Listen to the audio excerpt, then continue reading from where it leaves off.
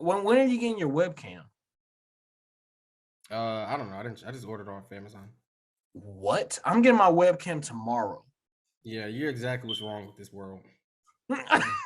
Bro, you know how many resources have to be burned for you to get your fucking webcam tomorrow, bro? You know how much gasoline and fossil fuels and underpaid workers have to, you know what they have to do to get you your nut ass webcam? Because you want to be a Twitch streamer, bro. Bro, this is why people call us pussies, bro. This is exactly why they call us pussies, bro. You know what we be, bro? If we're this age 20 years ago, we'll be working right now with 2 families, bro. We would have 2 families. I didn't realize. You kidding me right now, bro? Oh, wait a week. Glenn, are you eating a fucking salad right now, Glenn? What is going on, bro? Kosher ass nigga. What the fuck? You gotta take off that hoodie, bro. You're changing. I don't like it, bro. Yeah. I don't like the new Glenn. Glenn looks skinny now. What the fuck's going on here? Oh, what is going on? Glenn's living a healthy lifestyle. Glenn got cancer. You're not trying to. Y'all fucked up, bro. No, man. No, wait, Glenn. Are you working out, bro? You actually do. You look thin, bro. Nigga, what? You look thin, nigga. You look thin. You did look thin, bro. Nah, bro. I've been the same. No, Glenn ain't been working out. You know you unhealthy thin. When you're what? Not right, Glenn. No, he thin, bro. Listen, bro. I know something was going on because he's put on a story on the low. He be like, should I do push-ups right now? I'm like, yeah, this nigga doing push-ups. I did it for 2 days and then I did it once. No, y'all know what's wrong with me? I took pre-workout. That pre-workout is something serious, y'all. Is that why you're horny, bro? He is horny. What the fuck is going on, bro? And I'm sipping wine, right? I'm on pre-workout on wine right now. That does just boost nothing but testosterone. He done horny. He mad horny. Yeah, this podcast is full of testosterone, y'all. We need some estrogen in here, bro. I'm I'm a raging bull right now. Don't stand up, bro. Don't stand up. I'm gonna knock my computer and let me down. No, have y'all seen the trend where the British people like, why do British people always at least Oscars are a shooting gallery? It was a donkey, bro. It was like, well, at least we're not getting slaughtered. The funniest shit was the fucking the niggas from Star Wars with the thing with the Tusken Raiders.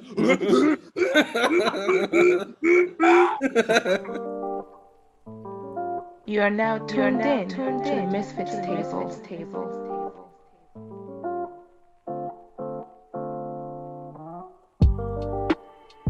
Welcome to the MisFits Table podcast.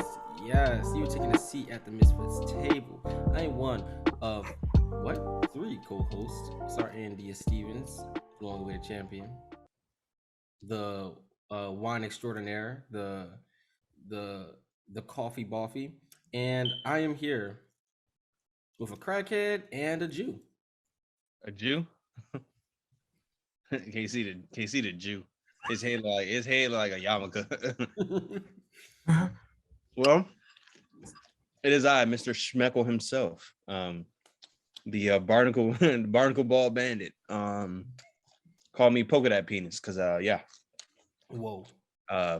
Yeah, I'm here for another week of podcasting. We are the epidemic. We are the pandemic. We are Men with Podcasts. Thank you for having me. We are Men with Podcasts. What the fuck? Well, it's your boy Pickle Dick, and I'm back with another episode. And yes, my dick looks like a pickle, and bro, you just call me Dill. He's a pretty big deal, no homo. I'm a pretty big deal. Wait, hold on. Wait, whoa, Glenn. Whoa, Glenn. Take it back. Whoa. Bro, chill, bro. It's 2022, bro. It's 2020, goddamn too. Fuck. Casey, you look like a fucking trailer trash black man. Not a white man. I don't know why you said that, bro. I just imagine him standing outside of a gas station. You know how you know how some people's whole identities is outside the gas station. Yeah, that's Casey. That is people's identity. It's My the hoodie. dog is outside on the leash right now, and I feel so bad for her. When we go take a break, I'm gonna bring her in. You're not Nigga, taking ain't a it- break. She be all right. And it's snowing, bro. Wait, Nah, bro, it's like -5. it's April. Your dog gonna attack you, bro. My dog can withstand. There's no fucking way, bro. No way. Pause it. God damn it. Pause it.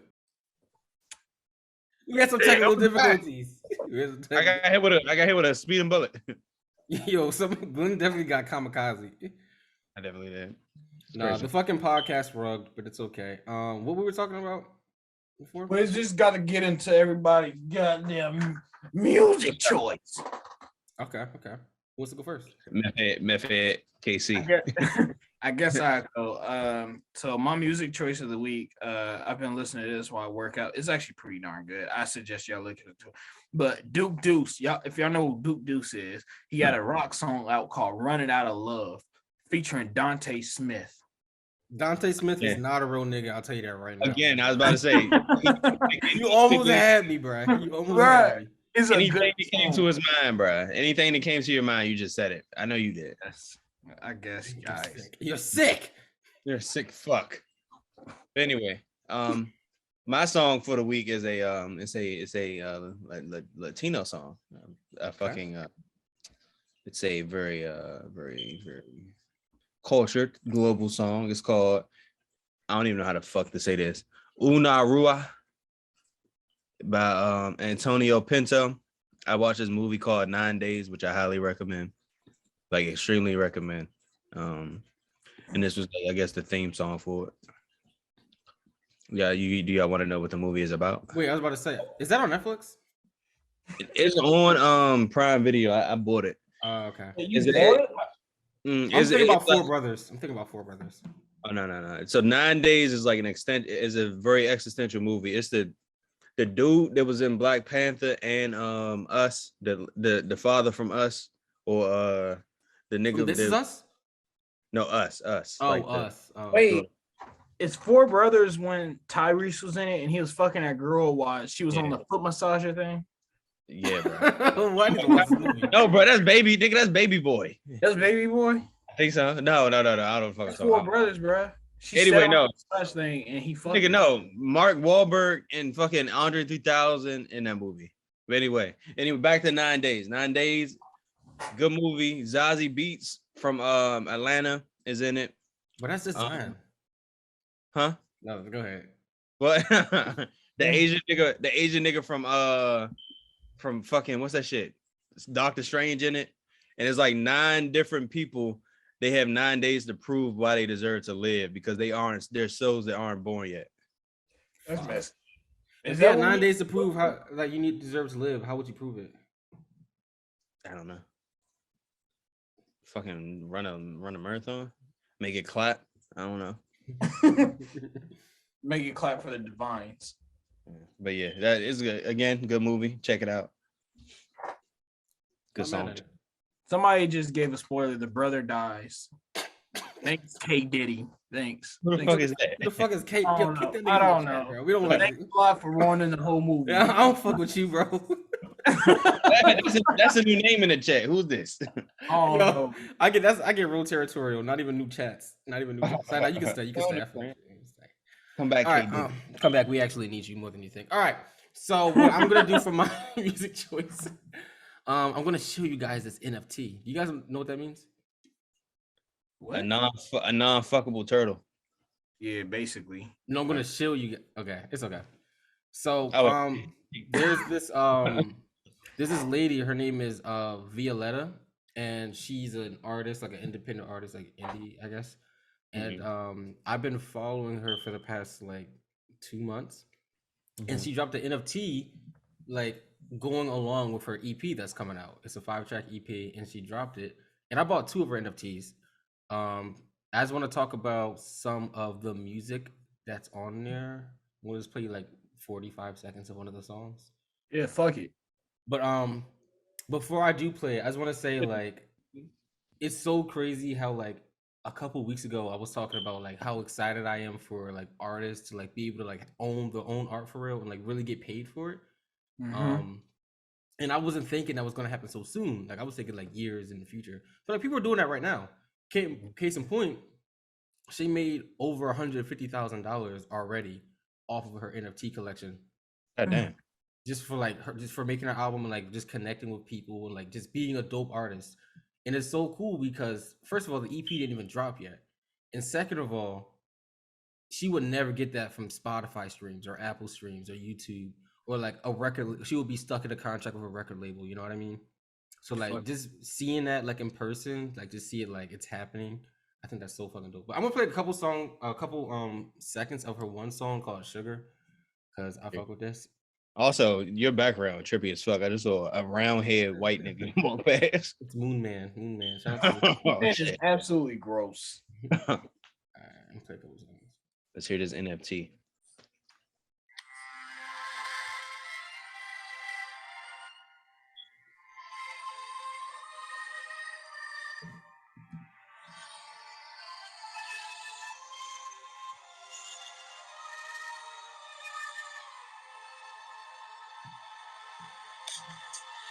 You're my medication when I'm feeling blue. You got a reputation, partly don't. You play with my emotions, but you Love go that. down smooth. I kinda wanna be myself with you. I need some affection, take me home tonight. We could have sex, we talk about our lives. It's almost time for breakfast, here's some fruity loops. I kinda wanna share it here with you, 'cause we're perfectly imperfect, bittersweet vibes. That's what I want to play. That song's called How Sugar. does that work? For the audience and also for me. How do you so how do you listen to, like, for example, stream that? So first, okay, let me say the way that she's doing. Everybody can do it differently, but I like the way that she's doing hers. Obviously, you don't need to buy the NFT to listen to her music. It's going to be on Spotify and Apple. But if you do buy her NFT, you get there's like different tiers and stuff, and it's like a thing. Oh God, you hear me? Yeah. All right, so it's like different tiers of like gold, platinum, emerald, silver, rubies, something like that. Yeah. And like kind of like Pokemon cards, we open up a pack and you get like a random one. Yeah.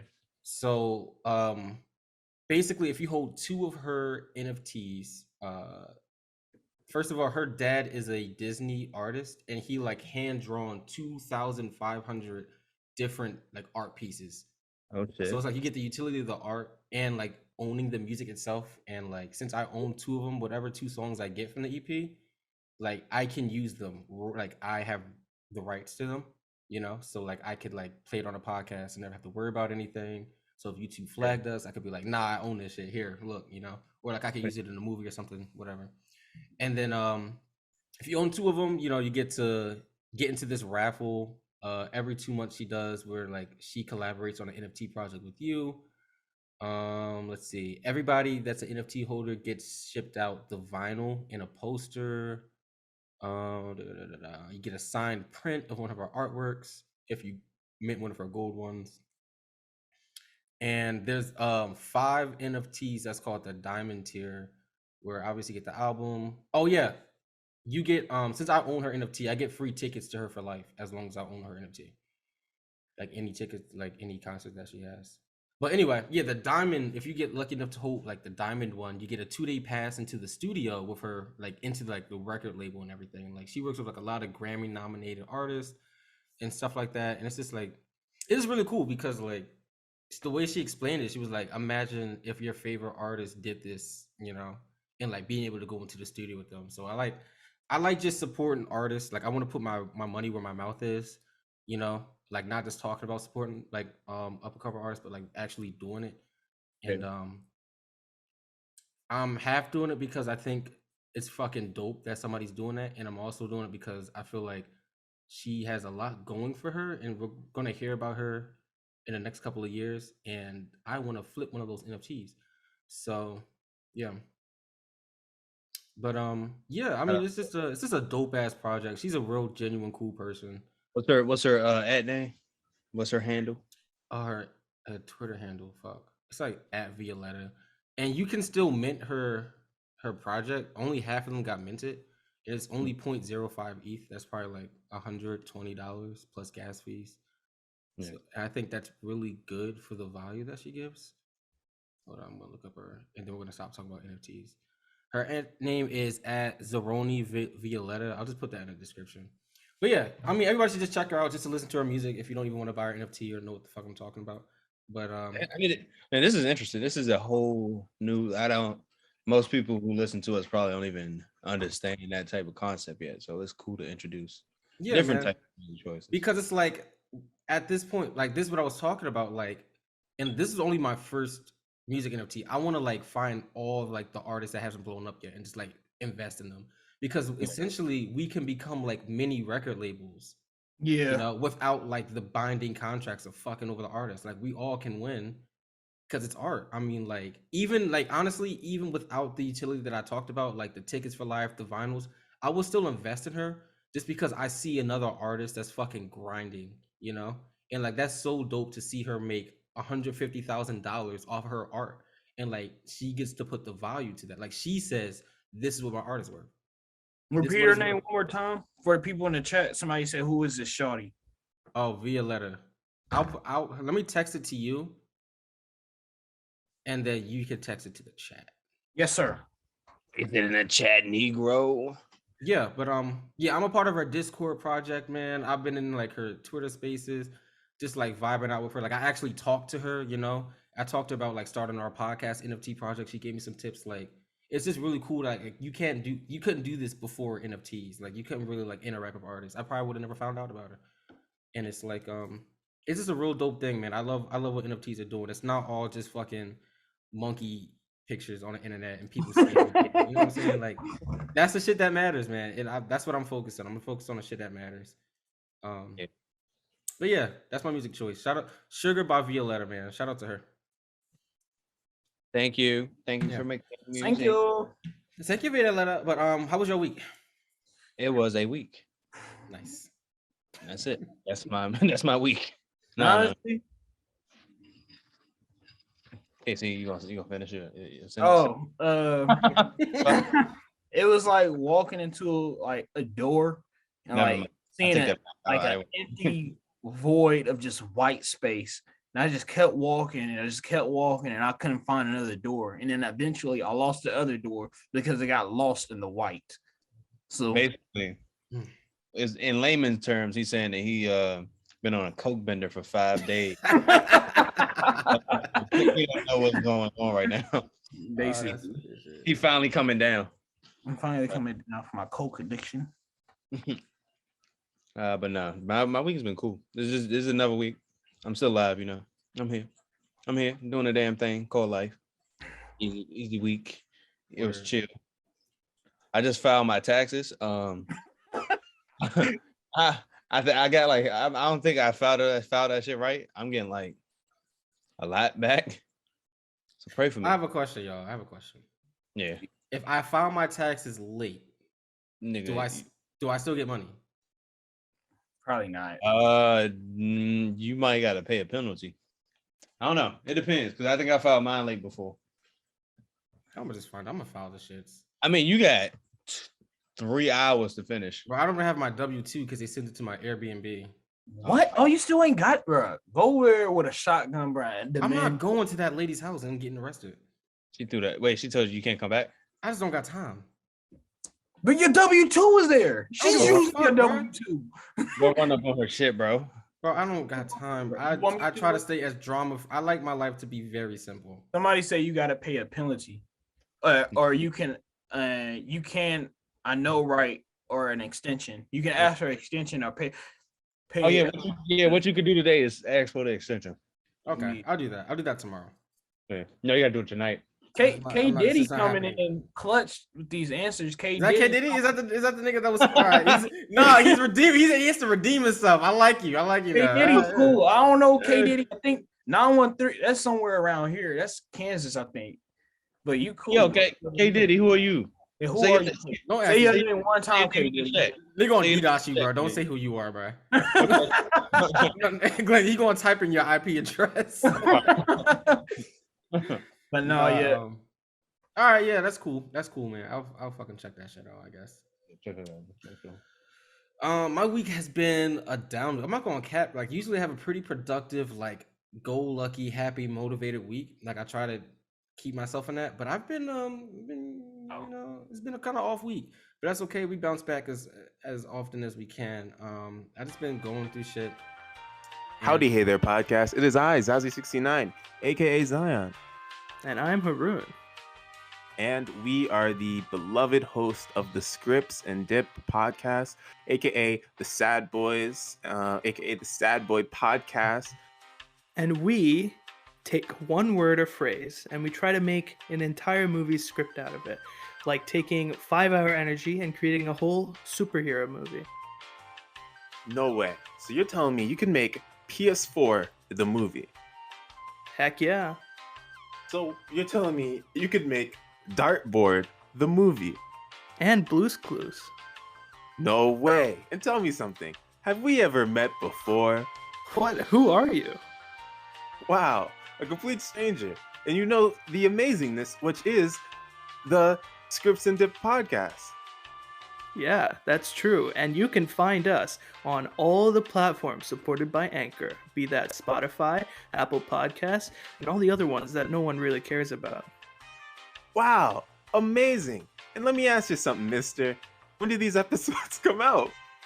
Every Wednesday. It depends on the time because we're still editing sometimes. No, the time, it's always at 12 most of the time. But I want to know that because I'm a complete stranger. But thanks for telling me about this podcast, mister.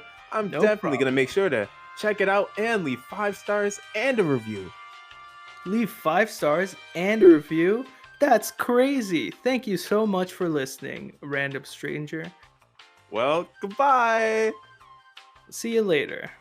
We had technical difficulties, but we are back. I was talking about something. It probably wasn't that important. Who has the first topic? I guess we can start off. So, guys, 420's coming real soon. Wait. Y'all hear me? Yeah. Y'all didn't hear that sound? No. Somebody getting the suck. Blade in the Y'all background. can't hear that. Y'all tell me y'all can't hear that. Is somebody No. skirting around in the background? What's good? Bro, What is it? Are you peeing, bro? y'all can't hear that, bro. You tell me I you hear can't- I hear something. I hear like You're a. playing porn, aren't you? No, bro. It's the fucking sound, bro. I don't hear that. I don't know what you're talking about. Bro. Yo, Casey looks like the nigga that goes. Fucking Vine. Niggas that know will know. Tune into the YouTube to find out. The niggas who know will know. So basically, guys, you guys know 420 is upcoming and it's really soon. And these three guys, we can dabble into a little bit of 420, maybe a little bit more than 420 sometimes. Are you kinky? I You kinky? just want to know, what is y'all best highs y'all ever had? Like, what is the best highs? Like, what happened in those moments? Like, the time you had like the best high ever. This is your topic. I want you to talk about fucking California, nigga. Yeah, but you had the craziest high out of all of us, bro. I'm telling you right now, yo. You astro projected, bro. I'm gonna tell you right now, that was far from the best high. That was absolutely far from the best high. But I'm gonna tell y'all right now. I'm gonna explain the whole thing. So I'm pretty sure I explained it already. Yeah, and to preface this, we've talked about this before in the fucking podcast, but he just gotta tell this shit again because I have never seen someone that distraught. But He was distraught. honestly, That's the thing. He was distraught. I had to be laced. No, So- No, bro, you weren't laced, bro. This way, I'm gonna let me preface this. Me, Casey, and Glenn get presented by. We're going to smoke shop, and there's the stuff on the shelves, and then there's a lady at a table. She obviously doesn't work there, bro. She's like, we got this experimental drug, and we can't call it weed, so we can't sell it on the shelves. And she handed us a bottle. She said, "This is what it tastes like, but the real stuff is over there." Yeah. And it was all on the table, bro. And I looked at it, I was like, Yeah, no, I'm good, bro. Yeah, I can't do it, bro. And Casey proceeded to pick up a bottle of this mystery juice. All right, now go ahead, bro. Go and tell your story. Tell your story about the mystery juice. I got the mystery juice and okay. Anyway, so in the chat, Khalil says senior week calling each other the N-word was honorable mention. Oh, that was a regular occurrence, bro. That happened all the time. Wait, okay, so basically, I got this drink and I wanted something like we was just hanging out in LA, walking downtown and stuff. So I was like, all right, I'm just going. I think verbatim said, I need something to keep you energized. I think that's what you said. No, bro, I just wanted something that keep me up, like I wouldn't get sleepy, but at the same time, I'm like, all right, I'm floating a little bit. You feel So, for this shit, bro. I get the drink. Well, first of all, I was talking to her. She was like, oh, yeah, he's not that strong. I was like, I don't want nothing too strong. She's like, he's not that strong. She's like, I drink the whole one all the time and just chill. And I'm like, okay.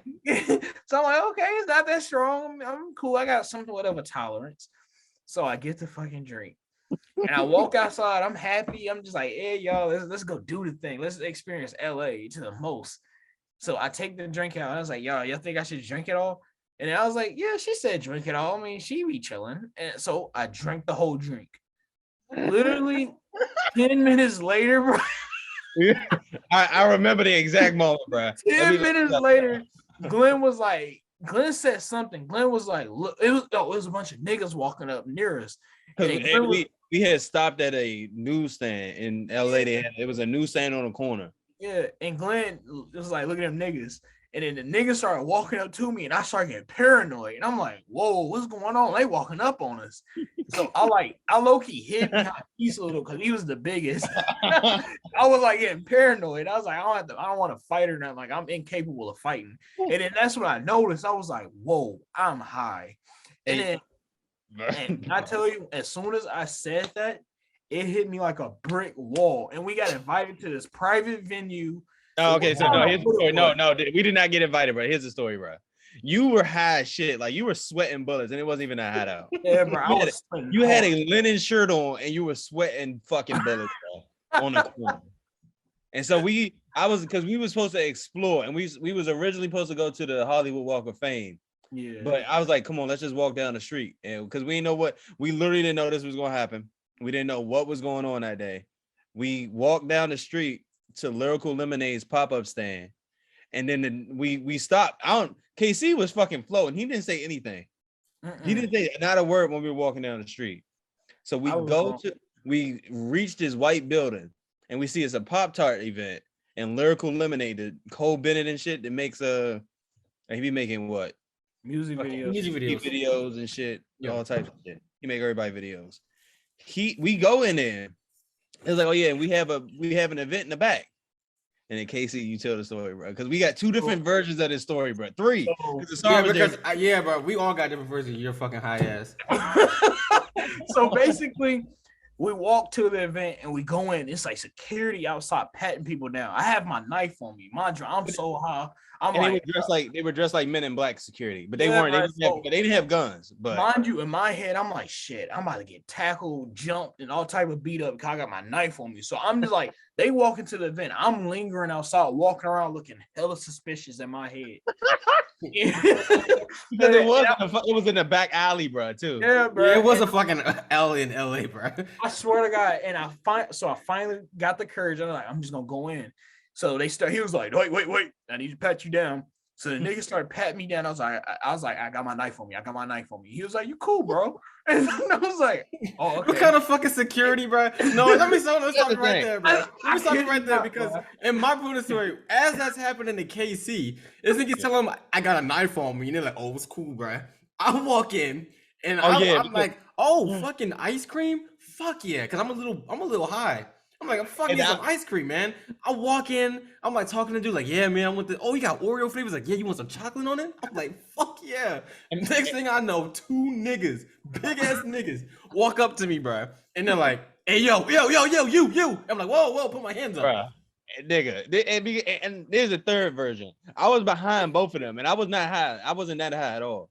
I was like, cool, it's security. I'm cool. I ain't got nothing on me. I see a SAR dart into the event past the I security guard. didn't dart, bro. And niggas just he was so oblivious to everything else. He just walked in because I he saw just the wanted the ice cream, bro. KC. I don't even think I saw KC come in. I remember seeing him waiting outside, anxious as fuck, because he was trying to decide if he wanted to come in or not. I was scared, bro. I had my knife on me. I was All high. right, so mind you, I walk over, bro. And then next thing I know, after I get patted down, I get my ice cream. Casey walks up to me, and what do you say, Casey?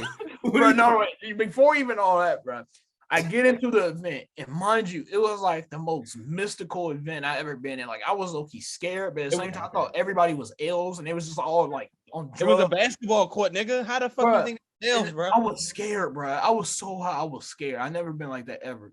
And then I was like getting nervous, and I was like backing up slowly. And then I stepped on this Asian dude's Jordans, and he like turned around fast and looked at me. And I was like, oh my God. That's when he I was fucked like, up. I don't know how much those shoes was. And I stepped on his shoe, and I'm probably like a total dickhead right now. And he was cool with me. He was like, it was okay, bro. And I was like, no, I gotta go. I gotta go. Okay, So and mind I you, ran out. and here's the kicker. Here's the kicker for the whole event. There were celebrities there. But no, wait. Celebrities. So yeah, this is what happened, bro. No, because Casey's fucking missing something, bro. You're missing something, and you're not gonna skip past it, bro. Because both y'all have something extremely crazy in common, bro. Casey grabs me before he leaves, like, bro, we gotta get out of here. And I look at Casey's eyes, and I've seen nothing but fear. I've never seen so much fear in Casey's eyes before. I'm like, yeah, okay, fuck, yeah, let's go. I'll fucking leave my ice cream. Wait, I didn't even know that. Because I didn't even know it was, I was like, it's fucking crazy, what's going on? We're walking, and I remember walking past somebody on the sidewalk, bro. I'm like, do I know him? But Casey's like, bro, I'm getting this Uber. It's $80. I'll pay for it. I'll get it. And then we're like, all right, okay, whatever. I can't think about who that was. And we keep walking. And then, okay, so that's the end of that. That was like, when they left out, right? That's when we left. I was cool. You gotta understand. Listen, bro. I was completely cool for the whole event. Like, I was not high. I was like, I saw Cole Bennett, the nigga that be directing the videos, and then I saw I was like, that dude look very familiar. I was like, oh shit, it's Denzel fucking Curry. Oh my. And then I went and got my merch. I got it in the corner. I'll show y'all, but I got I got 2 extra bags of merch, 2 bottles, 2 bags, whatever. Then I was about to leave out, and Denzel Curry just walking casually like out, and he was like right next to me. And then he said, "What's up?" He was like, "What's up?" Like because I didn't want to be a fucking a fiend. I was like, "Oh shit, you're Denzel Curry." He was just like, "What's up, bro?" He's like. And then I was like, I just gave him the dap, and he kept it pushing. Like he was cool as shit. No, I'm looking for KC and Asar. These niggas were outside. Like, no, it wasn't even We walked past Denzel Curry. We got our picture. Yeah. I think we came back to find y'all. So y'all at the end of the corner, some shit. And this nigga KC was rushing to find a fucking Uber, bro. So let me tell you what happened, bro. Bro, because in my head, this is what happened in my head. When Asar finally came out the thing with me, I felt somewhat secure. And I was like, thank God, Asar's with me. And then I was like, I gotta walk. Like, these niggas gonna be looking at me like I gotta fight. So I started walking. I seen Denzel Curry like next to me. And I just thought there was some niggas just sitting there. So I just like kept walking, like pushing it. My head down looking. And I just kept pushing it, bro. And we got up to the corner, me and Asar, and I was like, I'm ordering this Uber. Bro, I don't care how much it is. Like, I'm like, I can't do it, bro. And in my head, I'm thinking the whole time, like, it's just 2 niggas out here in the middle of LA. We about to get beat by cops. These white people. Looked like he was scared of some police violence. Bro, so I love Denzel Curry, bro. That's my nigga for real, bro. So Casey's talking about come on, bro. I don't care. We don't got to split the Uber, whatever. And then I see 3 happy ass niggas walk up to us with limited edition Pop-Tarts, merchandise, and they're telling me that they just met Denzel Curry. Yeah, Denzel Curry called us niggas. He was like, I don't take pictures with niggas. And I was like, there's no way you met Denzel fucking Curry. He's like, he's down there, he's right there. And I'm looking, I was like, bro. I was like, that's not Denzel Curry, but he cut his hair. I didn't know that. Yeah, he cut his hair. I don't fucking follow the nigga on Instagram. So I was like, that's not Denzel Curry. But I walked closer. Someone's like, go talk to him. Fuck. I'm like, all right, I'm talking to him. That sounds just like Sterling too, bro. Word for word. So, and I go up and I he's like talking to like a bunch of girls, and they're all laughing, and they like walk away. And then Denzel Curry just turns around and looks at me, and I'm looking at him. And I didn't know what to say. I didn't know what to say. I'm just staring at him. He's staring at me. I'm like, yo, I like your music. He's like, thanks, bro.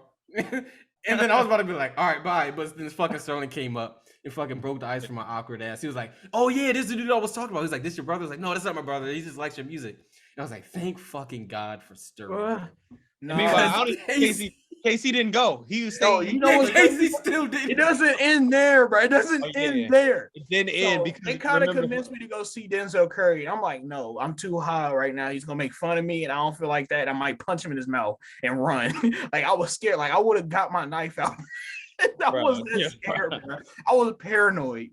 So we sitting up there waiting, bro, waiting on the Uber. Mind you, the Uber took like 3 hours, it felt like. And I was literally about to lay on the ground. It was 10 minutes, bro. It was 10 minutes. But mind you, y'all didn't notice this, bro. It was a white man walking past us, and I looked at him the whole time. He was just mugging us. And I was like, here we go. I was like, do you remember? Do you guys remember when that? And then, you guys remember when that John walked past us with the fattest ass in the world, bro? It was a fucking whore, bro. It was the whore. She looked like she was ready to set somebody up, bro. She thought we were celebrities. Listen, bro. She probably had thought we were somebody or celebrities, right?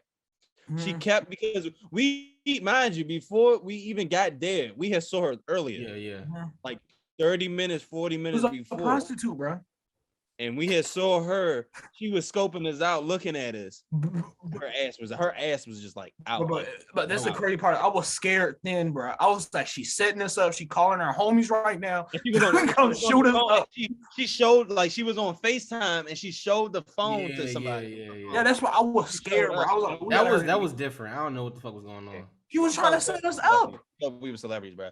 Because then she got into a car that was parked down the street. It was like she was in an Escalade or some shit. Bro, I was so scared, bro. Like, literally, when she walked past, bro, I was so scared, bro. I've never been so scared of a woman that did. But thing is, though, she was at the event too. We had saw her coming out the event. She was. Bro, the crazy part about this day, this is in broad daylight. This is like 1 o'clock in the afternoon. This was 2 o'clock. But it doesn't end there, though, bro. That's what I'm saying. It doesn't end there. So we get into the Uber. Mind you, I don't even remember getting into the Uber. I just remember sitting in the back seat, looking out the window when it's pitch black. I have a bag. I bought something in the golf store, I took my mask down, and I was sweating and breathing and rocking back and forth in my bag. His ass was like moving around in the Uber, and he said, "Tell him, bro, about the Uber driver." But the Uber driver did not. He didn't fuck with none of us, bro. But I remember specifically the Uber driver looked all of us dead in our eyes through the rear view mirror, bro. I was like, "What do we do?" We didn't do anything. He kept looking I was high as shit by that moment. I was tired. This is when I noticed that it wasn't a normal high, because I was like sweating hard, and I was like, "Oh shit, I got COVID," and I'm sitting here in the Uber, and I was sitting literally rocking back and forth. Every time I look up, he was looking at me in my eyes, and I was like, "Oh my god!" I was like, I was right next to you, bro. I was right there. I was like, "This." Bro, Glenn, you saw what I was looking like. You saw what I was looking like. Nigga, we all saw you, bro. You was on 1%, nigga. I swear to God. And when we finally got to the house, literally, I felt like a sign of relief. And I flopped on the couch, and I just like instantly like kind of went to sleep. And then I ended up in the bed, and I started having visuals all throughout the whole night. I had visuals the whole night. And I just woke up the next morning, and I was still like out of it. Like I did not feel normal for that whole next day. Where did we go the next day? We went to the beach. Oh yeah, shit. I didn't feel normal. You were quiet as shit. You were quiet as fuck that day, bro. But that was my favorite day in LA, bro. At the beach. Bro. Remember when a surf fucking decked it, bro? Oh my god, yeah, air, bro. Bro, I was definitely a good meter in the air, a good meter or two, bro. All I gotta say, bro.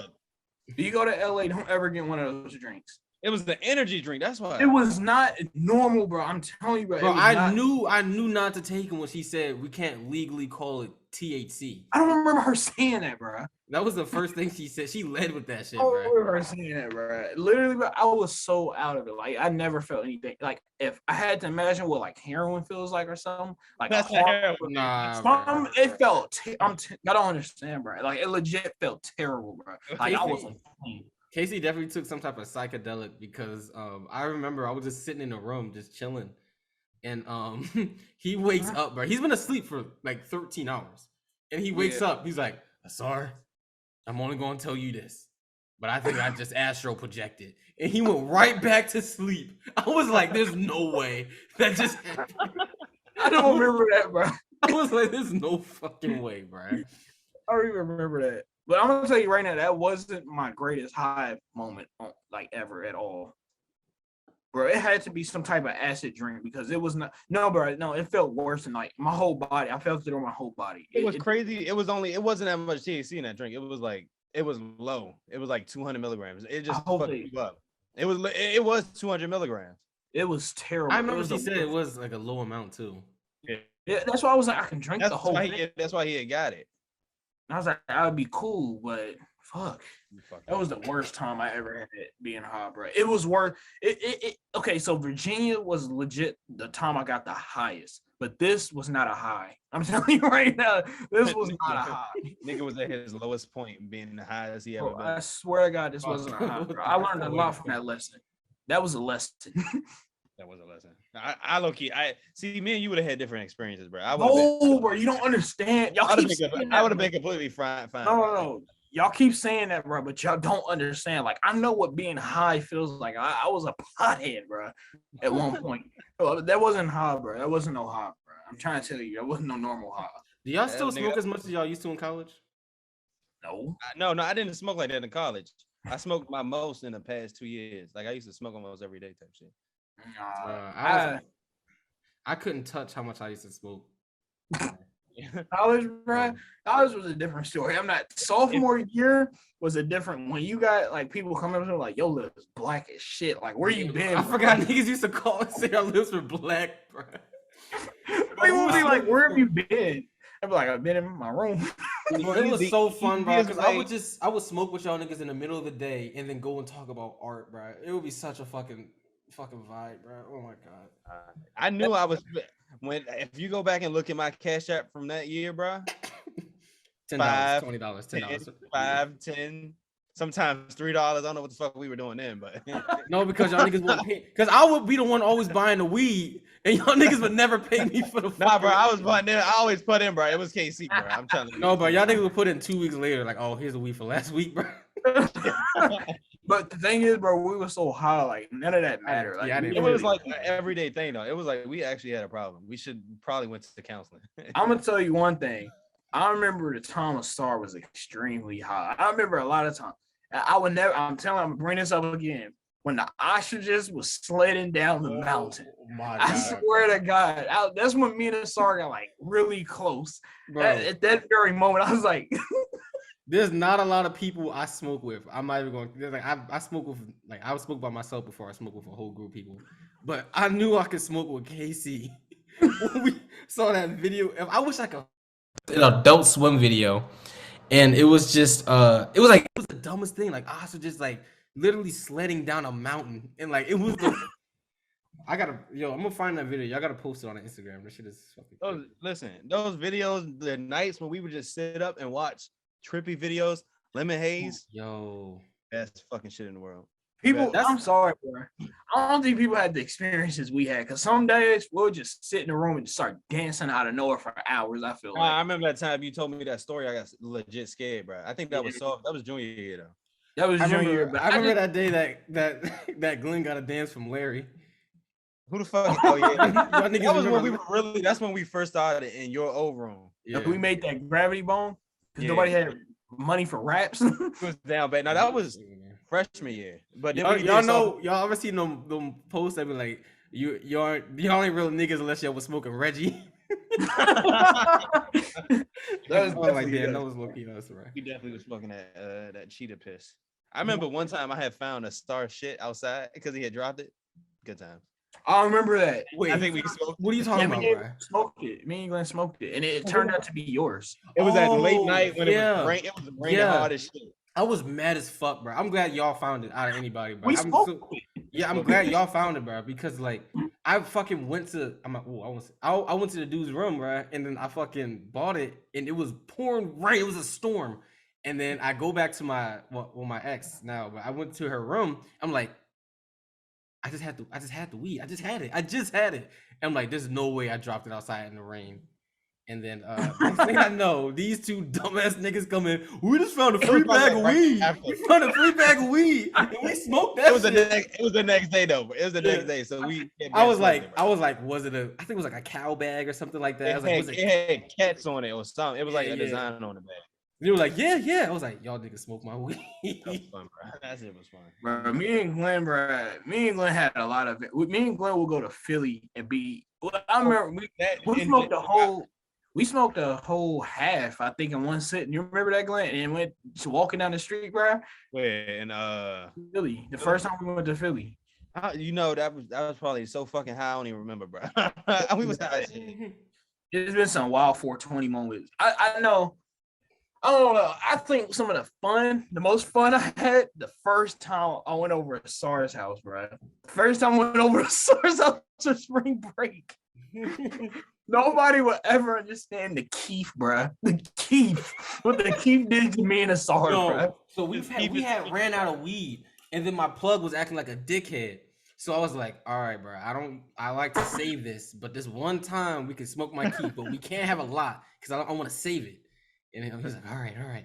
So when I tell you we got a sprinkle of Keef, and we put it in the bowl, and we got so bro, we were on Jupiter, bro. We were on fucking Jupiter, like we were high as fuck off of one hit. Yes, bro. That's what we was watching YouTube. You remember we was watching YouTube, the trippiest YouTube videos. I think you showed me something for the first. It was cicada? That number thing, cicada, bro. I was so mad you showed me that, bro. I like that. No, I remember Casey like literally. Cicada's like a fucking 2 hours video, and I remember 30 minutes. Internet mystery. Yeah. And then like 30 minutes in, Casey's just like, why do you know this? I'm like, I'm just gonna turn this off. I was so mad, bro. It took me down the biggest spiral, bro. I was like, just wasted part of my life on that. No, I'll never forget. All right, this is the last one I got, but I'll never forget when I tried to show Casey how to turn a circle inside out. Oh shit. Or try to turn a spear inside out. But it was the funnest fucking video for me. In case he was like, this is a waste of fucking time. It's a waste of time. It made me mad, bro. We're getting very niche. So people are like, what the fuck are they talking about? Look up on YouTube how to turn a spear inside out. It's a great video. You should be high when you watch it as well. Yeah, no. Actually, I wouldn't recommend that at all. No, but it's fun, bro. No, I'm not gonna lie. Y'all some of the only people I can sit up and watch like the most random like scientific stuff or just like fucking don't hug me, I'm scared, bro. Yeah, bro. I swear. You know they're coming out for another episode soon? Like they're recording that shit? So yeah. I used to watch Don't Hug Me and Scared, and then I would watch like the explanations like right after it. And they have like all these deep ass meanings and shit. But I'll never forget the first time y'all showed me Don't Hug Me, I'm Scared. I was like, what are y'all like showing me right now? And I see like, going off or something. I was like, oh my, it took me down a dark path. I'm not gonna lie. Me and my brother, we should have done this, but we showed our sister when she was like 3, like Don't Hug Me and Scared. And it looks like a children's show. And then we also, you guys know Happy Treehouse Friends? No. Yeah, dude, that's fucked up even more. Yeah, bro. we showed Happy Treehouse Friends. She's still mad at us today. I thought she forgot about that shit. She's still mad about it. All I'm gonna say, bro, sorry, I would never forget Virginia, bro. Virginia, I don't want to say it, but like, because we talked about it so many times on the podcast, but Virginia was definitely my favorite high. It was the pinnacle moment in our lives, bro. It was a pinnacle moment in our lives. Like, it has to be mentioned, but nah, yeah. I'm trying to think, like, what are some like other pinnacle moments that we had? I remember for me when I went to fucking Philly by myself, high as fuck. Like I wandered through the entirety of Philly to get to the Daniel Caesar concert. I had absolute dog ass. I ended up in the fucking beer, like it was a beer fest. I remember you told us about that. Then I was in the Independence Hall with the Bell, and I saw a Ben Franklin house and shit. It was a fun event. I was high as all. I don't know. To this day, I don't know how you made it back, bro. And you made it back. Oh yeah, and then I barely made it because I don't know. I did not know the bus schedule. My Uber was going too fucking slow, and I had went to Bonchon to get some chicken. That chicken was good as fuck, and somehow I made it back to Lincoln at like 6. I don't remember. I don't know how you made it back. I just wanted that chicken. Fucking bastard. That chicken Where was it, bro? It's actually wild. No, funny. yeah. Honestly, we have too many memories to even like explain. Like, I didn't see so many memories. Remember Yeah, Denver, it's bro? deep. Even I Denver. remember- Oh, hang on. Those were my Denver. first high moments, like when I was like fried, because I didn't Oh, smoke in freshman. I didn't smoke freshman year. There was a man, period of time that I would try to like smoke by myself and like try to hang out around y'all, and like y'all were always like they were like, "Nigga, you high?" I'm like, "How the fuck do you know that shit?" Bro? Yeah. And then I would hate when y'all found out, because if I was the only one high, y'all would fuck with me, bro. It make me look like I'm the fucking weirdo. I'm just trying to be chilling, enjoying my high. And y'all start these conversations, and they make me seem like I'm the fucking weirdo, bro. In front of the bitches too, at that, bro. In front of the, bro, it'll be girls at the lunch table. Casey will start a conversation like, "Yeah, sorry, you know the turtles are coming out next week," and this before they come to the table. I'm like, "Turtles, we talking about?" Casey was like, "Keep talking about turtles," and then it'll get me mad. I'm like, "Casey, there's no fucking turtles," and he would look at me, and he would look at the girls. He'd be like, "Yeah, I'm just gonna get my food," and then I would just be stuck with them. Like, I don't know how to explain what just happened. You see a piece of shit, bro. I'm like, I fucking hate you, bro. Wait, okay, let's do it. How can you tell each other is high? Bro, Casey's got that. This is what Casey does when his mouth is open about 30% half the time. Like, he'll be like, this is what he'll do when he'll be like, he'll be like, What are you talking about, bro? Yeah, It's a that's- sound you make. There's a sound that you make every yeah, time but you're when you're out. high, you be like,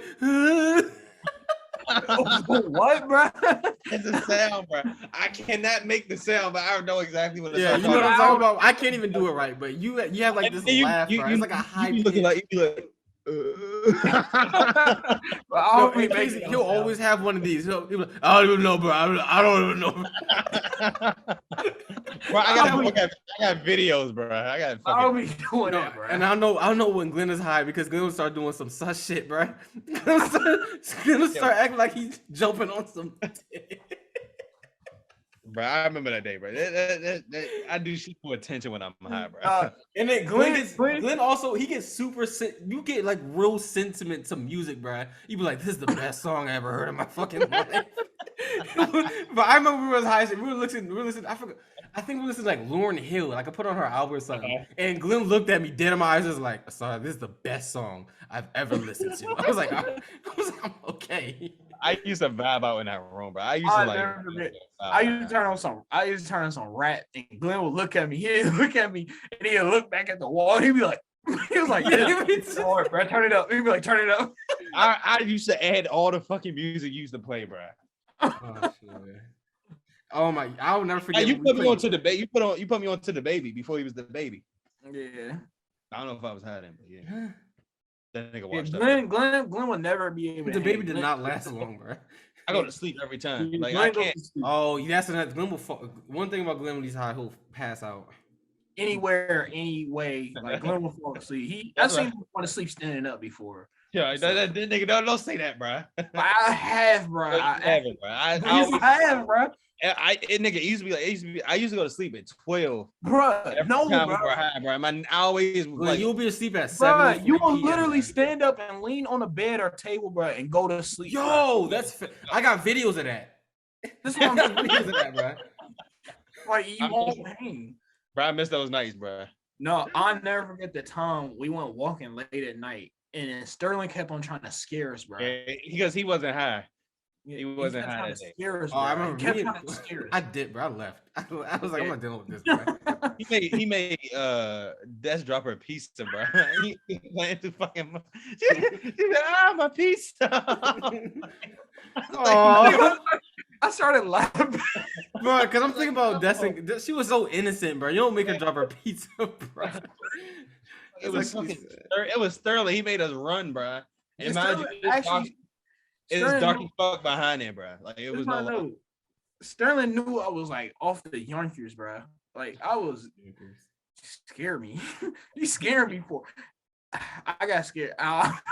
When I like freshman year, bro, we were still young bulls, and pub was down the hall, bro. And y'all niggas left me, bro. No, bro. No, that's not what happened. We got to Y'all the left story me again, bro. and kept my door open, bro. No, bro. That's not what happened, Pub. bro. Y'all seen pub. I was like, pub, and just scattered, bro. I was like, what? I was like, I made it so hot. That's not what happened, bro. That is not. Casey Tell tried your to act story. like he was cool, bro. I remember I thought Casey was the coolest nigga in the world for 3 months, bro. I'll never forget how betrayed I felt. Bro, this nigga Casey talk about something because me and Des were high as fuck, and Casey, and we walking out of his room, bro. And no, we walk out his room, and immediately we see pub or like the cops basically for our campus police, and they dogs or whatever. And then me and Des look at each other like a fucking cartoon, like pub, and we book it in different directions. And then Casey's stuck there in his room. But what he told us was, because he came back, he was like, "Y'all know what I did?" I was like, "We were like, what? What happened? You okay, bro?" He was like, "Man, I walked right past him." And me and Des looked at each other like, hell fucking yeah. This nigga doesn't give a shit. Yeah. But no, that's not what happened, bro. This nigga confessed 3 months later that he ran and hid in the fucking showers for 2 hours. Nigga, wait, did you have clothes on, bro? Bro, I thought pub like noticed. So I was Yeah. like, all right, I'm running to the bathroom. I ran to the bathroom, flushed the stool. I flushed the toilet, and then I turned on the shower, and I hid next to the shower. Nah, And bro. You told us. I just waited, and I went downstairs, and I went around, and I came from behind while pub was going down the stairs. And apparently they didn't care. And I was like, oh. Nah, bro. He made it seem way cooler, bro. I forgot. He told a whole story, bro. But I remember at the end, he was just like, and I walked right past him. And bro, the whole room dabbed you up, bro. We thought you was so. We thought it was so cool, bro. When you about to get caught, you do some fucking wild shit. I almost jumped out the two-story window. Oh, yeah, me and Glenn. Yeah, I wasn't doing all that, bro. Y'all tripping, bro. It was me, Heart KC, literally stopped. and I was I like, sat right there, bro. I was not dealing with that. Wait, were you in it? Bro, I was sitting in the chair, bro. I wasn't Bro. jumping out a window. You fucking kidding me? Bruh. So I guess it was us three and then Keys. The worst possible fucking thing happened, bro. We had just fucking started smoking. I think we were high. We were high, and the man, like, dude run the building. The RC came and knocked on the door because mind you, Keys is a fucking RA. Which is we low key was lit though, but bro, it was wild. Keith looked at the people. He was like, "Mr. Harris." I was like, "I'm playing, y'all." No, but I remember. Second, in a split second, Glenn is at the window in case in the walk-in closet trying to take his big ass inside, bro. And I just look. I'm like, "Oh, fucking hottest spots are gone, bro. I'm just gonna get caught. I'm gonna sit right fucking here, bro." Mind you, bro. KC, he made this shit shake too, so you knew somebody was in the fucking camera. Mind you, bro, we was like absolutely gone at that point, bro. Like our minds are somewhere else. Yeah. And then he's turning around saying like he's at the door. And I'm like, bro, stop playing. I was like, stop playing, bro. You know, he's be playing like that. And he was like, he at the door, bro. And I was like, get him out of here. He was like, don't let him in here. He was like, don't answer the door, bro. The crazy part is, you know, he heard all of us, bro. You know, he heard every single one of us. Because we were loud as like, don't let him in, don't let him in.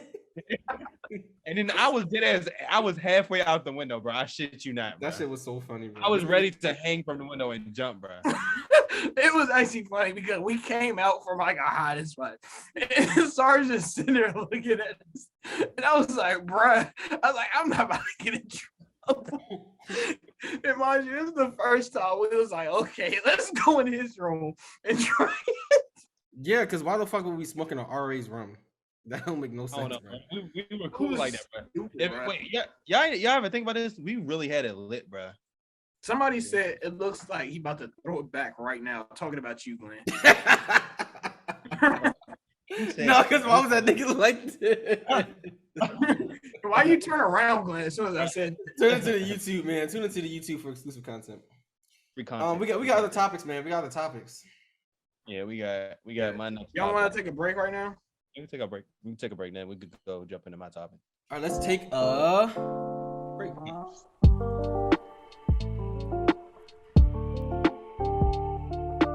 We're right back at you with the rest of the MisFits Table podcast. This is the backshot air of the podcast. It is the wipe front to back to front of the podcast, where we're going to talk about psychedelics, as this is the special 420 episode. Shout out to the episode, the lost episode that no one will ever see, where now that was the most chaotic piece of media. So happy that episode I have- never touched the internet. What, last year? Yeah, I have never seen something that chaotic, bro.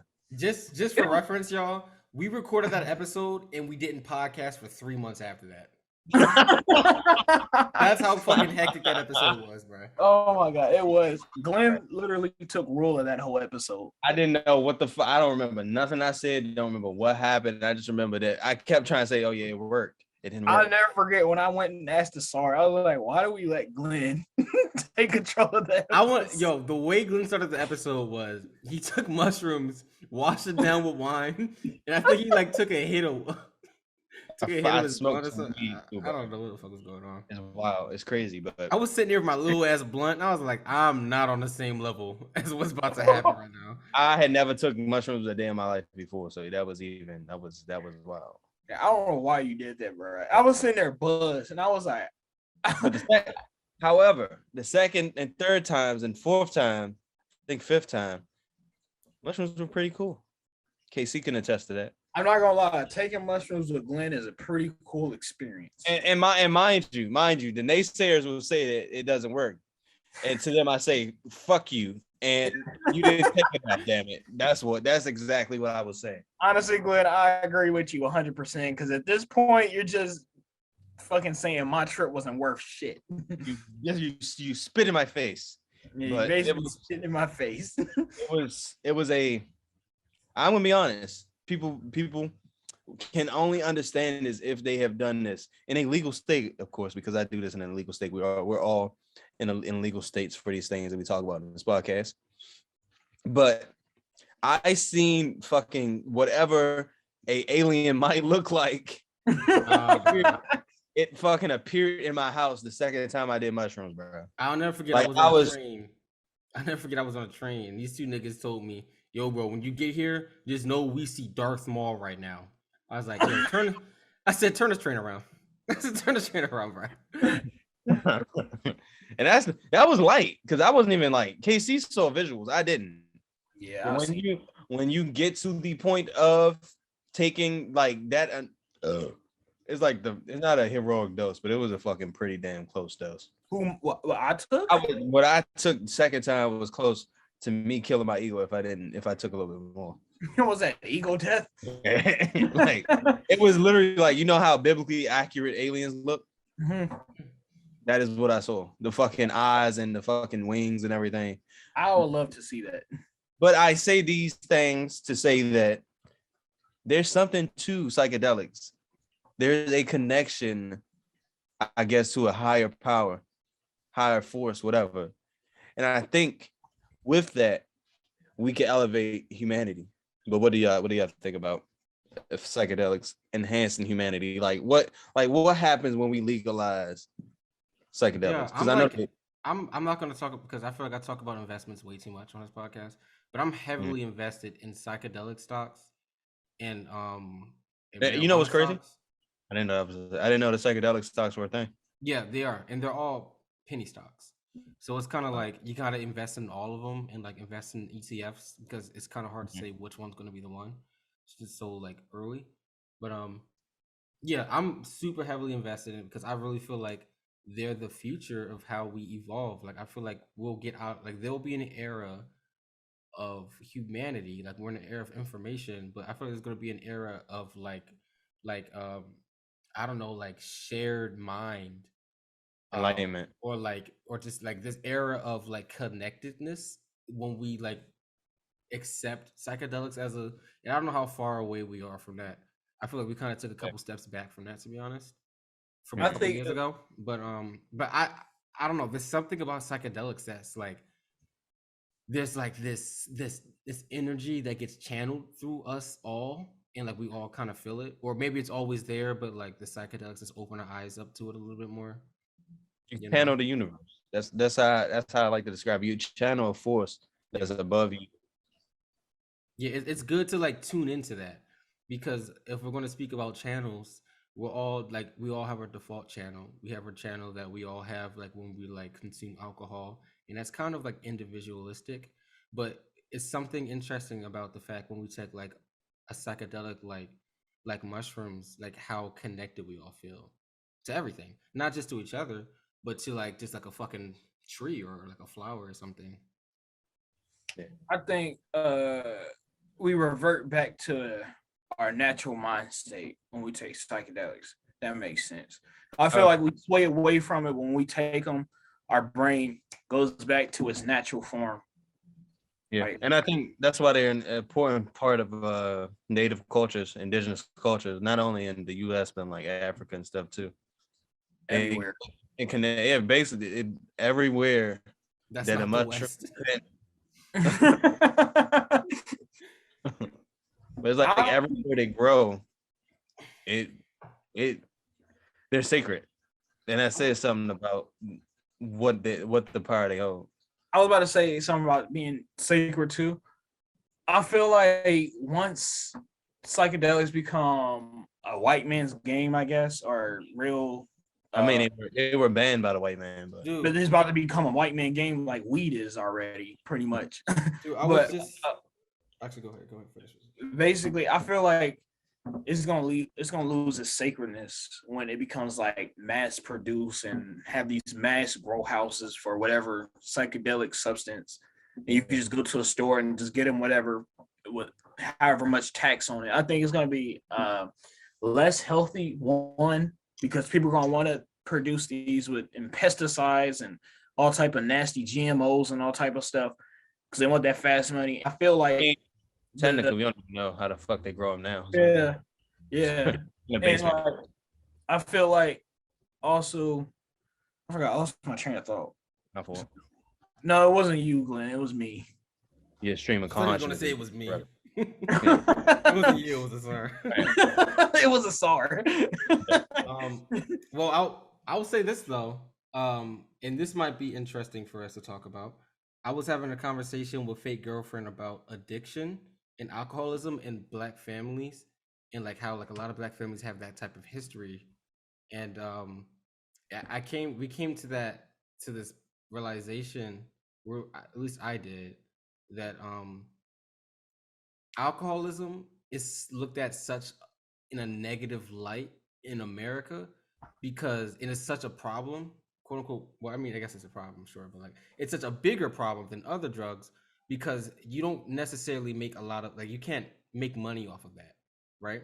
But that's why it's like looked at like it's kind of like frowned upon more as opposed to other drug addictions because if it's not making you money, right? And if we live in this capitalistic society where it's like, if you look at like Silicon Valley, they're all addicted to Adderall and all these like brain enhancing drugs. It's the same addiction, has pretty much the same effects, but they're able to capitalize off of it. Like they're making money, so it's okay. Like look at Donald Trump. That nigga was off speed 4 years and nobody gave a fuck. Why? Because Wait, he was entertaining. If it's not entertaining us and if it's not making money in the West, we don't care. And if you only see the negative side effect, like who makes money off of like being an alcoholic?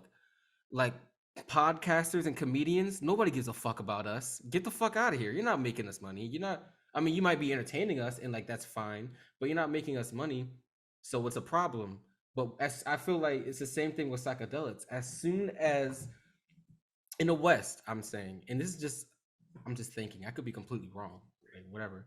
But just me thinking, I feel like as soon as they find a way to capitalize off of the community aspect of being high off of psychedelics, and like they really find like this can be factoryalized.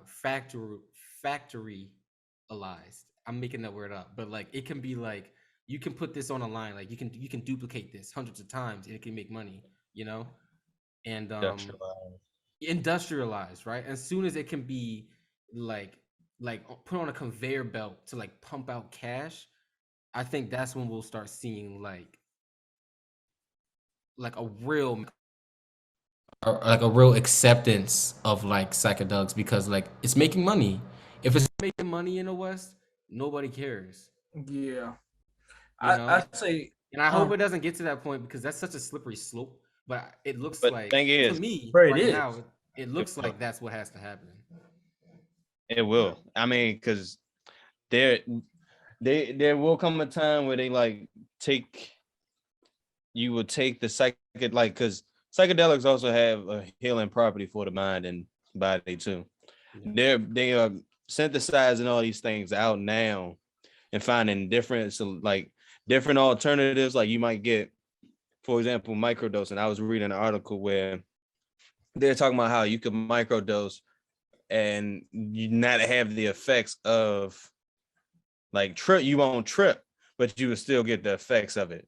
Like the And so they will take these things and commercialize it. I think that was the word you were working for, commercialize it. And you will have these different options, but it takes away from that ancestral experience, I guess. Bruh, they're already doing that with weed. Yeah, and you can see it. You can see it in the weed industry too, because I have an example. In DC, DC is a I-71 state, meaning that you don't buy weed, you buy gifts, and you're gifted weed. The city council was trying to shut that down and pave the way for medical marijuana, which it is crazy. It's state run, but half of the time the shit is contaminated. It is not as strong as they say, and they charge ridiculous prices, and they change the names to some dumb shit. The same will happen with psychedelics. That's what I'm saying, bro. Yeah, I think it's really only a matter of time. And I love how weed is becoming such a nationwide. It's becoming like very just normal, and it's not being demonized. It just got. I think as of today or tomorrow is legal in New Jersey for recreational. I think like you got to say it like this too. It's like the people who are against weed, like, oh, you smoking a devil's lettuce and all that type of stuff and all that. They the same ones that are like, oh, we just go to the dispensary and get high and get some weed. You guys don't smoke weed, because that's the stuff. It's not safe for them to do it yet. Yeah, it's the whole stigma around it. Those people are. Here's the thing: as soon as it's legal, they don't have a fucking problem with it. There's a bigger story behind that though too. The reason why weed and psychedelics and like shit like that got banned in the first place was because anti-black sentiment, that these were this was nigger weed, or these are for the brown folk. Like weed was literally it was made illegal because they thought that it would make the lazy niggas even lazier. Bro, marijuana, that's a Mexican word. That's a Spanish word, and they would be racist against Mexicans and blacks, bro. Marijuana and marijuana, those are like Spanish words, bro. Like, and then weed was like, it was jazz letters or some shit. It was big in jazz, like the jazz community, because that's how the fuck else you think they was making them songs, bro? They were high as shit. Yeah, well, you gotta think, like, that's the thing, bro. It's white. I'm sorry, Western culture, bro. White. Don't say take back Western. I said white Western. Oh yeah, replace that shit with white. White Western culture is really the most manipulative, most egotistical, the most power hungry, money hungry thing like ever. It's all around the world, but the West, since I live here and I see it, it's honestly crazy. Like, it's literally racism and capitalism, all the isms. Like, you gotta even think. Okay, you can say the weed and stuff, but think about the food. Like, if you think about the food they've given us and like the money, like how they do it, like it's honestly crazy. Like, if you don't think they'll do that to psychedelics or just all the way with the weed, they already did it with the food. They already did it with the food. So what makes you think they're not gonna do it with something? Bro, they're already doing the weed, bro. The weed we was smoking 4 years ago is not It's the not weed the we same. smoking today. It's not the What same. the fuck is that? That's another reason I don't smoke that much. Why the fuck is it that strong, bro? It was not Yeah, that strong bro. before. I mean, okay, there are two reasons. Growers got better at their craft because independent Okay. growers can grow. yeah. That and I think that's a good thing. Yeah. They were breeding specifically for certain things, because if you, let's say you take a gram from the day, you get a KD, take that shit back to the 1940s, the 30s, the motherfuckers would die, bro. But Like also, they too, would not bro, be. Okay, you said they what? in the labs with it too, bro. Cross pollinate, making new strands. I feel like that's, I guess, cool and all, but at the same time, it's still unnatural.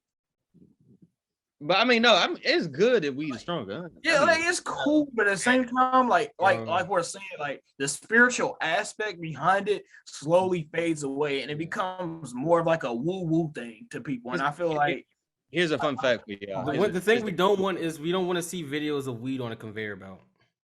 You said what? Say it again. We don't want to see videos of weed on a conveyor belt. Oh yeah. That would be very I mean, upsetting.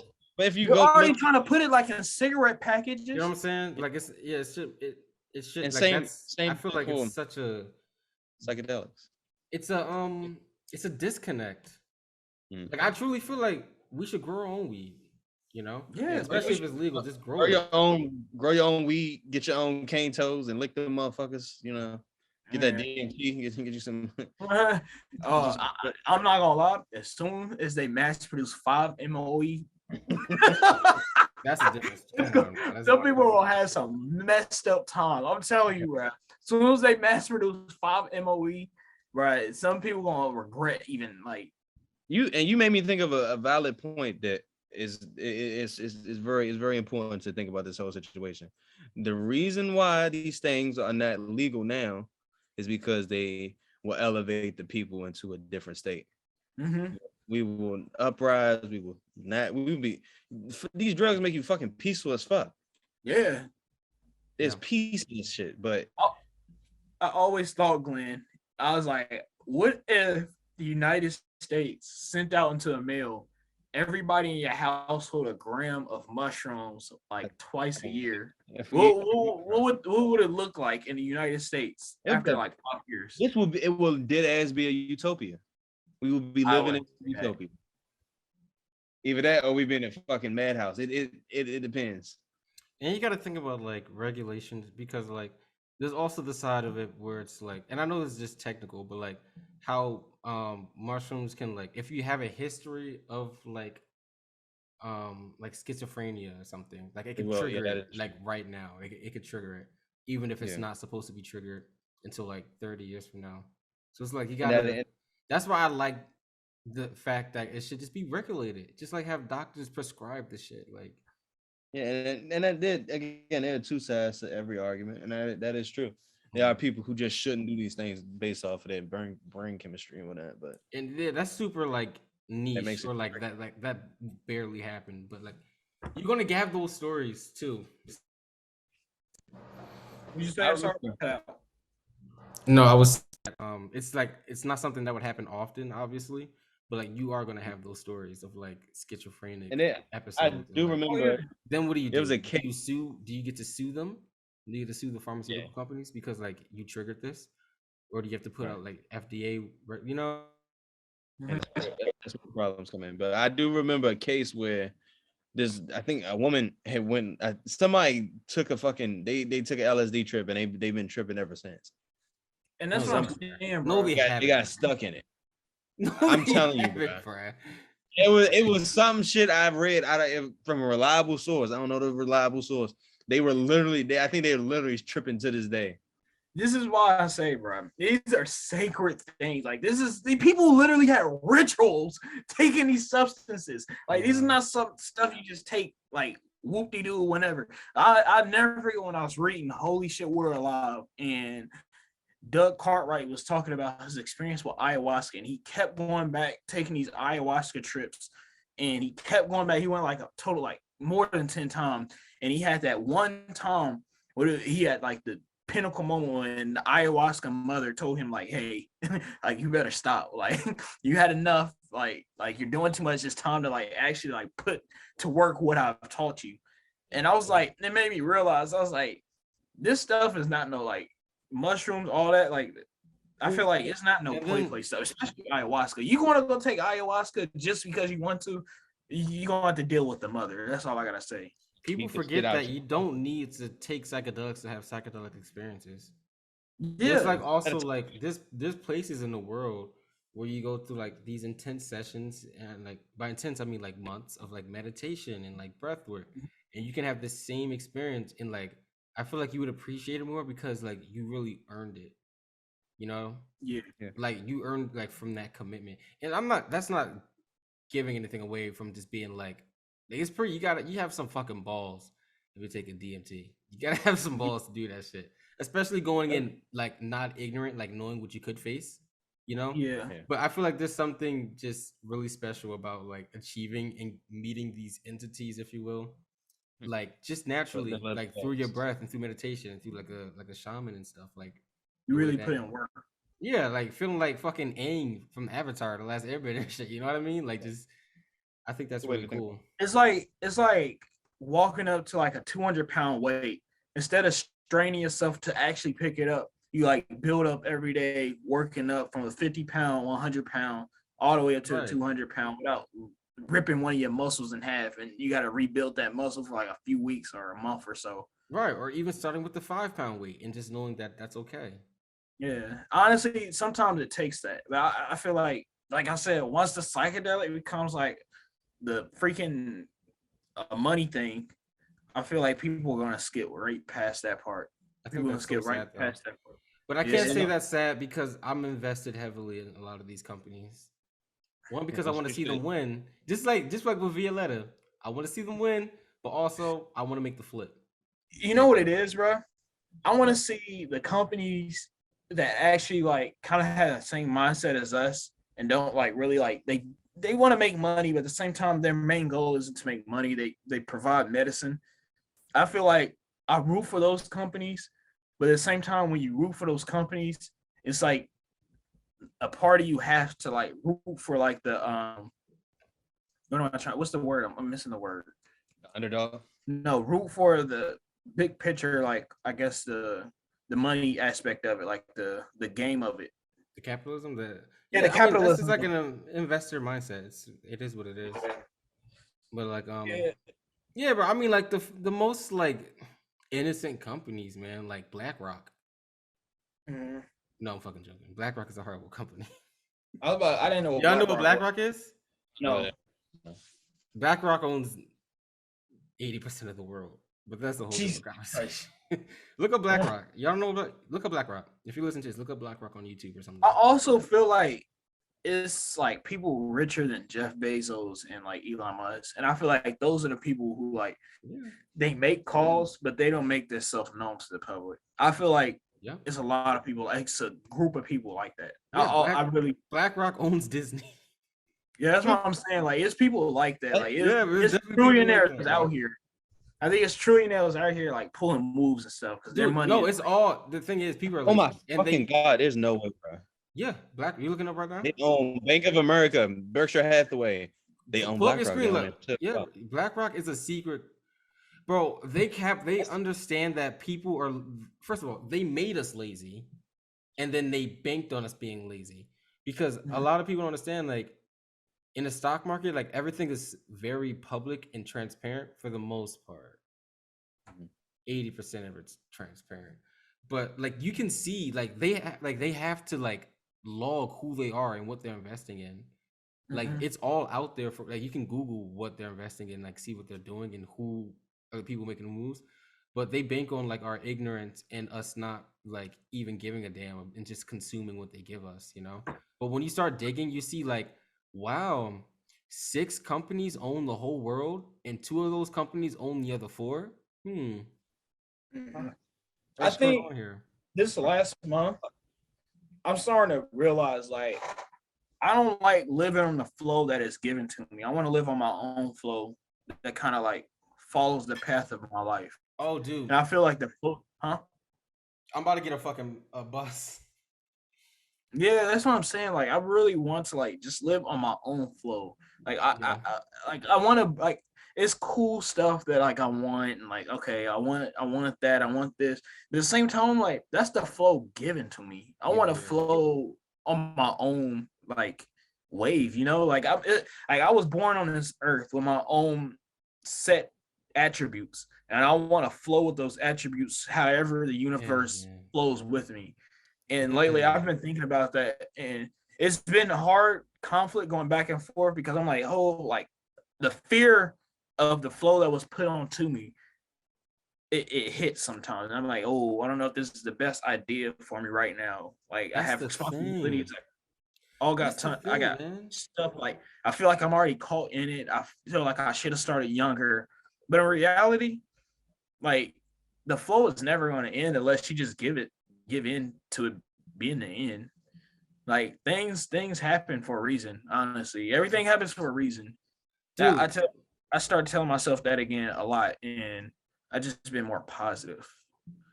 I feel that. You know what that makes me think of? And I usually fucking hate when multimillionaires talk about themselves because, like, shut the fuck up. But one Yeah, thing that this dude was talking about his mindset, it was like,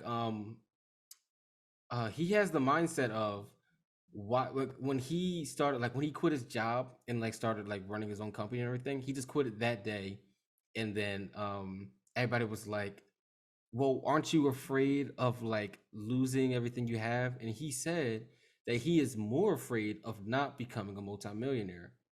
And I feel like that's the mindset we need to have about what you just said. Like we're living in this like quote unquote low vibrational fucking mindset of like just fucking living in this shit, this stream that the world and society and social media just gives to us in our face every single day, and we just like kind of yeah, adopt to it. But like on what you said is you're more afraid of not living to your fullest potential and your higher self than yeah. living in this. That's the thing, man.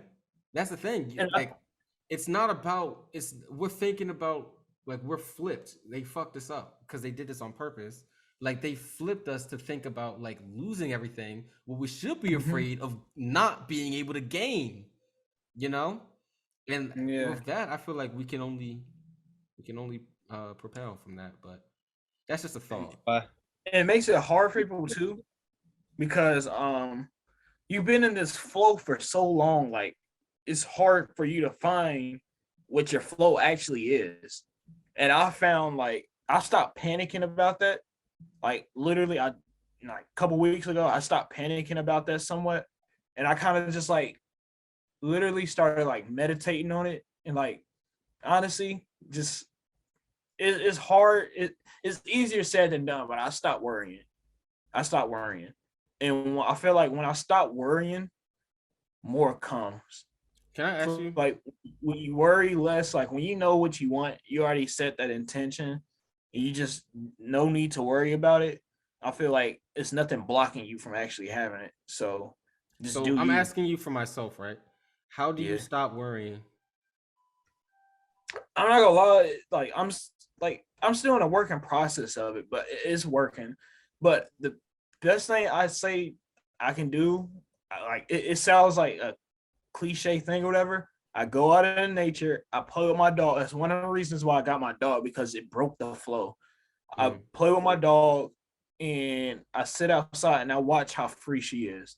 And by me watching how free she is, just digging in the dirt, not thinking of the consequences of like sniffing in my garden or anything, I like think to myself, I was like, if this creature, this conscious creature can live in her own flow, then I'm able to live in my own flow. And I watch her dig in the dirt and stuff.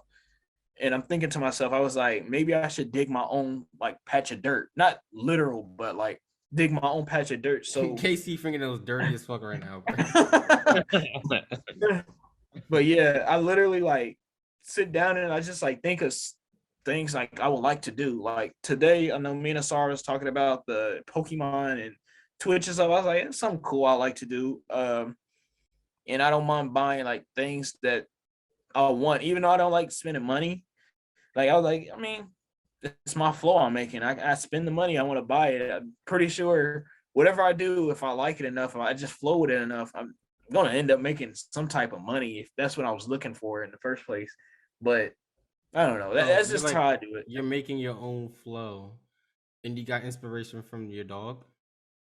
Yeah, because they're like dogs are like literally some of the most loose creatures. The dogs that don't have anxiety or whatever. They're some of the most free creatures ever. Like I just sit outside and watch her and play with her, and she's just running around. She'll literally run around the house for 3 times, and I'm like, what is the reason for that? Here's But I was something thinking to myself, and I'm like, around the that's world. just her own flow. It's like she's just doing her thing. She's not thinking about it. She's just doing it. She'll go and dig in the dirt, and she just do it. Like she doesn't need a reason. Like she just You want to know why? wow. Because she doesn't have a soul. You do whatever you want. You don't have a soul, bro. That's what happens, bro. You have consciousness, bro. That's a conscious creature. No, but yeah, she may not have a soul, but I get what you mean. I learned a lot. Believe it or not, I learned a lot from my dog, and I I'm learned a lot. happy because that was one of the reasons why I got my dog. People was like, "Why are you getting a dog?" And people like look at me like, "You got a dog?" I'm like, "Yeah." And they're like, I knew it was gonna be a responsibility. I was like, "I'm gonna learn something from this dog." I told myself that when I got, I was like, "I'm gonna learn something from her." I learned something from everything, literally. The most freaking anything. I learned from a lot. Believe it or not, I sit there and look at a tree. Last summer, I learned from birds. My octopus teacher. That too. That's a movie. Check that out. Yeah. Watch it. But yeah. Nice. Yeah, I feel like, my fault. Yeah, I was just saying, to anybody listening right now, if you want to learn or just stop worrying or just like relax your brain, like really honestly go out in nature, clear your head through breathing or whatever, and just pay attention to what's around you. You can learn a lot. I If think a we're gonna do tree that on catches Thursday. your fence, huh? I think we're gonna do that on Thursday. I'm gonna go out Yeah, just like if to a the park. if a tree is catching your fancy, don't fight it. Look at it and just notice it. That literally, I'm like mastering that, and I'm really like all the stuff that I read about that or whatever. All the stuff I'm really starting to like put it into play because like I have this like time to do it, and You know what I realized? some reason What? I kind of like to my dog. Yeah, I would definitely embrace that, Casey, because that's such a blessing. Like I had, I went out with my sister to the park, and I just took her to the park. I was like, "You want to go to the park? Fuck, let's just go to the park." Shit. And I forgot what it felt like and what it smelled like to be outside. And then I came to this realization: I work 55 to 60 hours a day or a week. And if I'm not working, I'm podcasting. And that doesn't leave me a lot of time to like do this. And when I say this, I mean just like be in nature, like be outside. And it was such a like a refresher to like like this is home, you know? So like I'm really like resonating, like I'm like visualizing everything that you're saying when you're saying like looking at it true. Like I used to do that shit all the time, like, but I was only able to do that during COVID, really. yeah, Gotta be like me. I do that shit. I literally do that shit every day. yeah. I low key learned from Glenn, low key to do that.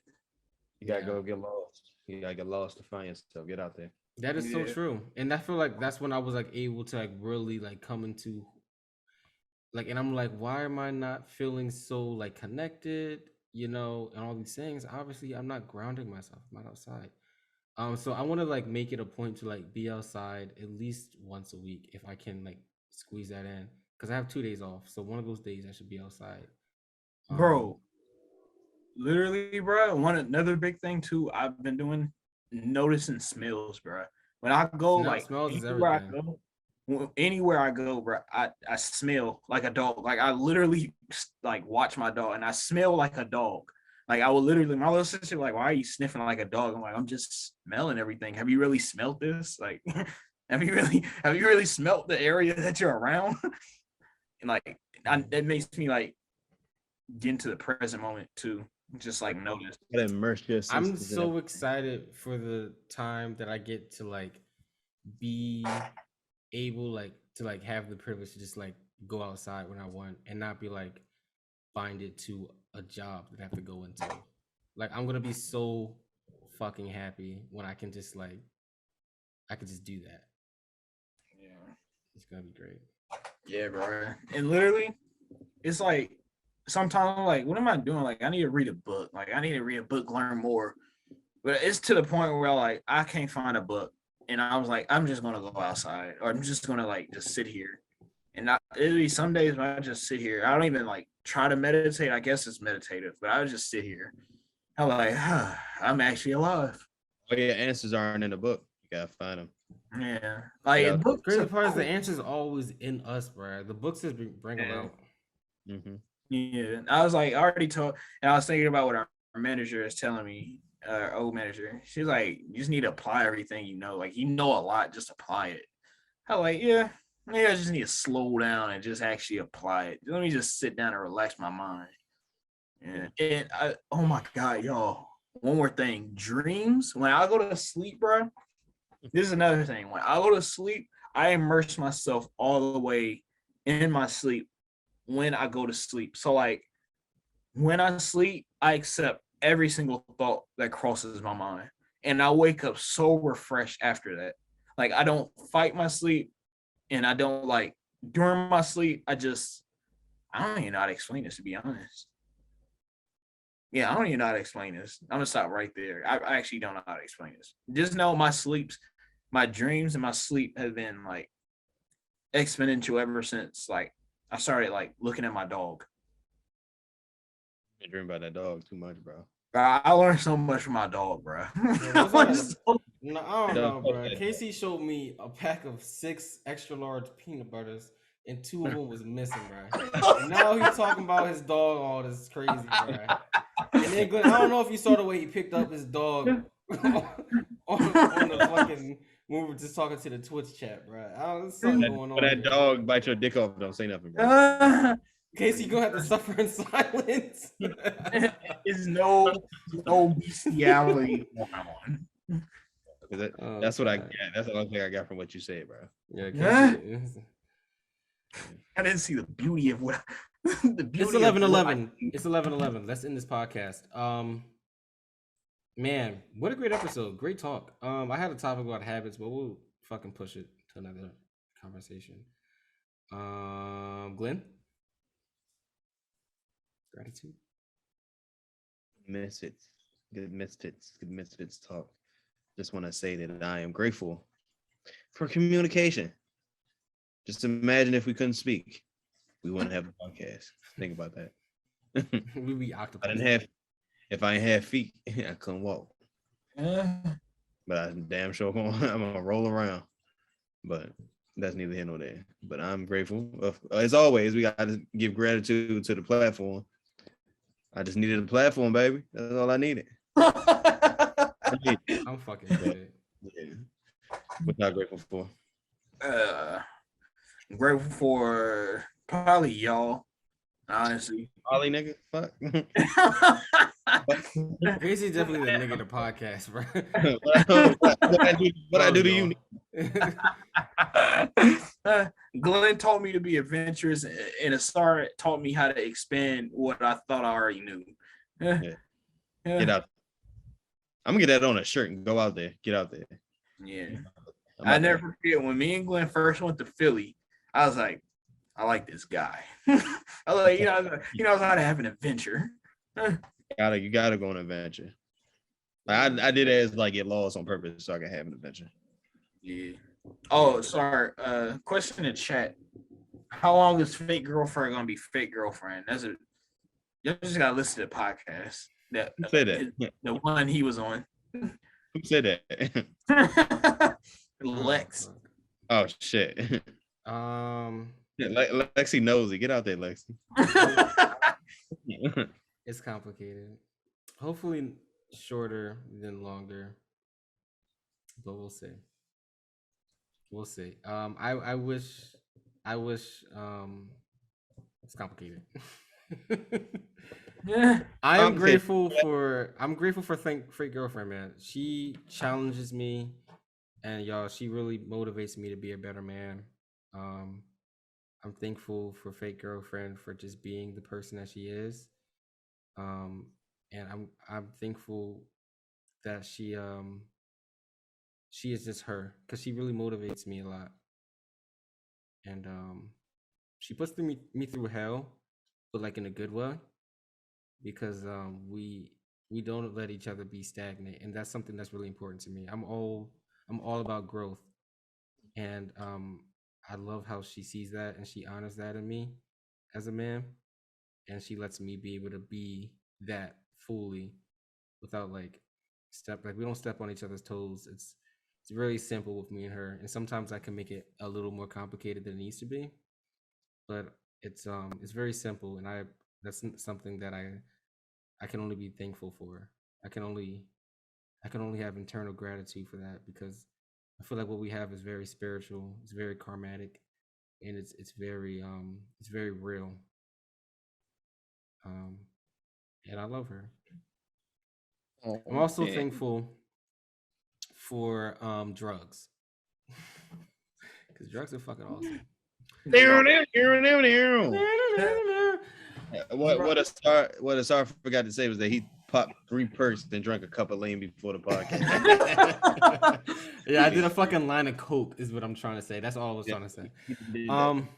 Y'all, thank you for listening to this episode of the MisFits Table podcast. I love you all. We will see you guys next week. I hope you guys enjoy the next 7 days of your life. I love you. Also, happy 420. Happy fucking 420. Happy trippies. Happy whatever you do. Just don't die. Please don't die. It'll be a fucked up day to die on 420. Stay alive, guys. That's a bad fucking John. Bad John. And guys, enjoy the next 7 days of your life. Really, please do. Also, if you're listening to this podcast midday, stop. Please. Yeah. It's kind of fucking. I'm not going cat, bro. That's kind of cringe.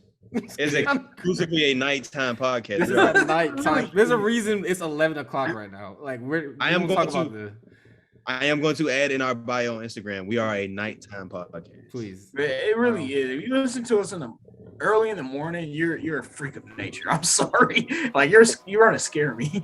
Yeah, like what is? Come on, bro. No, listen to it whenever you want, man. But yeah, we love you, man. And good.